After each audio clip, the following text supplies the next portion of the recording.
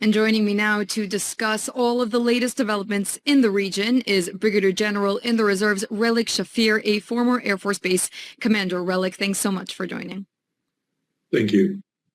Now, the reported meeting between Israel's Mossad chief and the Syrian foreign minister is pretty extraordinary if you think about it. Do you think that this could be an indication of where Israel-Syria relations could be heading, or are these perhaps other takeaways from this?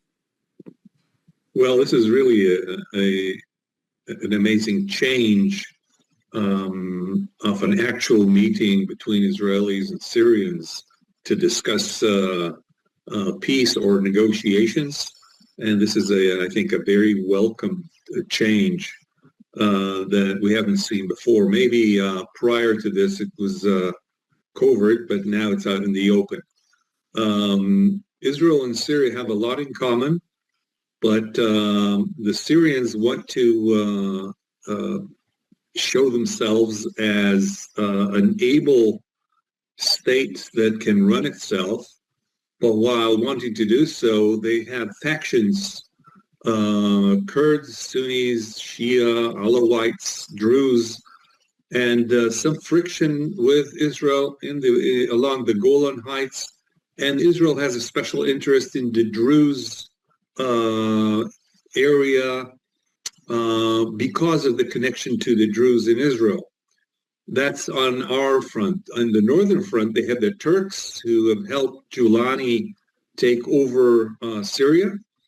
And recently, we have learned, though it's not confirmed by independent sources, that the Turks were planning to have some forces close to their border, and perhaps also an anti-aircraft S-400 battery up there. So these are points of friction with Israel's interest to fly over Syria en route to Tehran if need be. And so this has presented itself as a point in question, and that's why Israel bombed that area last week. So if we can get a tit for tat, for instance, that the Syrians fight Hezbollah, not just refrain from letting them go through Syria en route to the Hezbollah, but actually pick a fight with the Hezbollah at the Bekaa Valley, which is very close to the Syrian border. And maybe Israel can offer to withdraw from the area in the Golan Heights that it took a couple of years ago after Assad fell. So there's an exchange there to be made, and also ask that the Turks will limit their presence in Syria so as not to present itself as if it's trying to strangle Israel. These are points of discussion, and I think it's a good change that Israel is trying to get it through diplomacy rather than other means. So I think it's a positive outcome. Mm-hmm. I mean, I agree. This all sounds great, but I want to just discuss the semantics of this because, Syria is talking about the historic opportunity for diplomacy, but at the same time, Israel is still striking targets in Syria. So, Relik, can both of these things actually happen at the same time? How does this work? Well, remember that the strike in Syria wasn't really against Syria, but rather as a warning to the Turks. Mm-hmm. Now, if the Turks want to help the Syrians establish a military force, I think Israel cannot object to this. Syria is a sovereign state. As long as the buildup of infrastructure or military are not meant against Israel or do not present themselves along the Golan Heights. So these are points to discuss exactly what goes on, because both Israel and Turkey have a stake in Syria. And so the mediator, the United States, who's in good terms with both sides, will actually enforce or force them to cooperate and find a way to a satisfactory connection or mediation. And this is what we're probably going to see within the next few months. hmm But can it not be argued, for example, what's going on in Lebanon, that was done with U.S. mediation, and we're not seeing any progress in these pilot zones where IDF forces have since withdrawn in southern Lebanon to make room for the Lebanese armed forces, and they're now reporting that there's not much going on. Hezbollah is still rearming, which is a massive threat to Israel's security, especially along the northern border. So do you think that Israel's actions, and especially its holdings in the Golan Heights, do you consider it to be a preemptive action, let's call it, for something that could happen? How can we ensure that if the Turks do bring more significant presence into Syria, that it will not affect Israel's security? Well, if we make sure that the Turks stay, even if they do bring some forces, they stay in the northern part of Syria and do not advance towards the center of Syria, then there is a very large deconfliction area. It's difficult, Israel's stand diplomatically, it's difficult to claim that Syria cannot have its sovereignty taken for granted, that they can build their army back or infrastructure. So the question is, how much does it itch Israel, and how much can we take? I think what is called is for the United States to intervene and present some kind of an understanding. And concerning Lebanon, the fact that the Lebanese army had not been able to remove Hezbollah at this time, we're talking about a project that may last years. That is, weaken Hezbollah and let the Lebanese army take over. It's going to be slow, and a lot of it depends on what happens with Iran, because remember that the Iranians look at Lebanon as part of the war scene.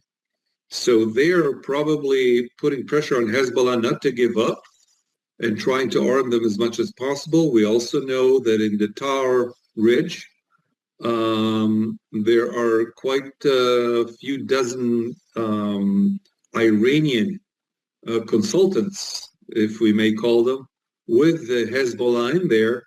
And Israel is not attacking that area and trying to get this situation cleared without too much aggression. And I think this will be something that needs to be worked out with the United States, with the Lebanese army, and with Hezbollah. And it's going to take a long time. We won't see any quick repair to that area, and the Israeli forces will have to stay in the Litani area for quite a while. Mm-hmm. Interesting. I want to move to Gaza for a moment, because I really wanted to ask you about these the kites and the balloons being flown over from Gaza into Israel. Relik, in your assessment, what do you think is the purpose of this from Hamas's point of view? You know, everybody thinks that, or uses the 7th of October as saying, you know, we're not going to take anything from now on. This is a nice saying, but on the ground, with kids flying kites, it's very difficult to enforce anything. So if Israel abides by its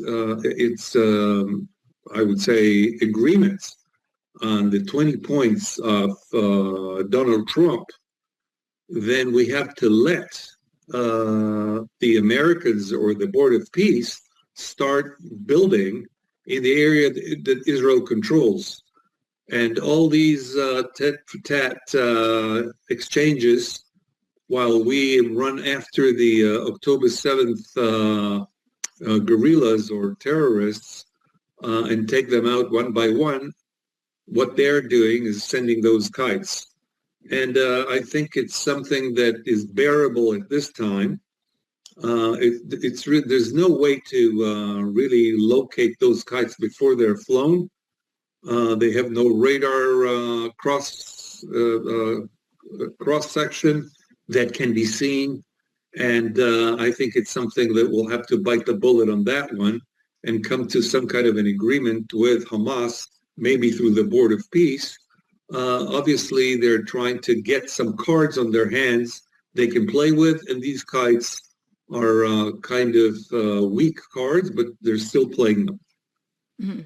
Yeah, it's definitely some low-tech warfare that we're seeing from Hamas in Gaza. But it's very interesting that these kites are being found in the Gaza envelope, meaning they're making their way all the way from Gaza. You say that they can't be detected as they're leaving, but what about the detection before they land? As a former Air Force commander yourself, how are these kites even landing in the Gaza envelope to be found? Are there no measures to detect them after they've already entered Israeli airspace? Why are they landing? Kite is something you can prepare out of regular material back home. You can prepare hundreds of them. And with very thin wires, you just fly them and let the wind take them over to the other side. It's something that can be made out of anything, very simple to make. It's not a factory, it's not a plant that you can take out. And I really think that these simple kites can't really be taken care of by a military or any other means. It's just like birds that can fly. You can't see them on the radar, and you can't stop them. So I think we'll have to bite the bullet on that one and find a way through the Board of Peace to stop them. They will probably want some payment for this. Mm-hmm. Yeah, this might not, as you say, be a complete reflection of the control that Israel, the IDF has, sorry, on Israel's border. But I did want to raise another issue with you regarding this border with Gaza. IDF observers sitting on the Gaza border, monitoring everything with screens. They're beginning to give similar warning signs to those that we've seen before October 7th, 2023. We, of course, only knew of the significance after the massacre unfortunately took place. There's a lot of unsupervised movements near the border that's being reported, but obviously ignored. Should residents be once again worried that the IDF will not take action at the border in time? Is the IDF losing control near the border? I don't think they're losing control, but let's look at the problem. That area, any terrorists that approach or people who seem to have weapons on them that approach what we call the yellow line can be apprehended either by warning shots or actually shooting them. What do you do with 8-year-old kids who are crossing the yellow line? What can be done with them? Do we build a fence along the yellow line, which is just for a limited time? These are problems of when you mingle military and civilians, and there are 2 million civilians at least in Gaza. This is bound to happen, and they know that we're not going to shoot kids. So this becomes a little tense and problematic, but I don't think that these small incursions are any threat to the Israeli communities along the border. And the way to tackle this is to come to some kind of an agreement, an enforcement by forces outside of Gaza that will take care of this. We can't shoot 8-year-old kids just because they're crossing the yellow lines. Mm-hmm. And, finally, Relik, just one last question. We've been talking a lot about, Israel trying to prevent the next war rather than fight the last one, if that makes any sense. Do you think Israel is currently in a position of deterrence, or are we simply in the early stages of the next round, which is inevitable? Well, I think the next round is inevitable until we solve the Palestinian issue some way or other, because as we look at the Ukraine war and we look at what is happening, the amount of small UAVs, drones with small bombs, these will become more and more prevalent in the area, easy to smuggle, and they are weapons of terror. It's enough that you fly one of those drones, once every 2-3 days, and you create a lot of tension and pressure on the other side. So it's the weapon of the weak rather than that of the strong. An F-35 can't take care of those drones. This hasn't been solved, not here, not in Europe, in the war with Ukraine. So it's a kind of an equalizer that is hard to handle, and it'll eventually reach the West Bank as well, and we'll have to take care of it. So a lot of trouble down the road, not big trouble, not something that threatens the country, but something that bothers civilians and military people alike. Mhm.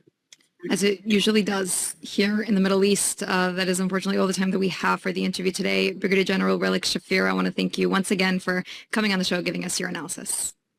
Thank you.